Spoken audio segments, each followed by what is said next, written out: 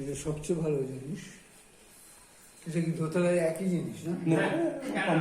দেখাচ্ছে এদিকটা এখানেও একটা ছোট দরজা আছে। এটা বাথরুম, এটা ও বাথরুম। আচ্ছা। ছেড়ে দিন, বাথরুম খুলতে হবে না, ছেড়ে দিন। এটা বাথরুম আছে, এটা চান করা ঘর আর একটা পায়খানা আছে ওই সাইডে। ঠিক আছে।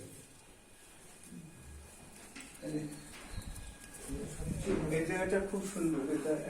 জামা কাপড় মেলা টেলা, জিনিস টিনিস রোদ্দুরে দেওয়া, হ্যাঁ, সেই দেখো। বাথরুম। এই জিনিসটা সব থেকে ভালো।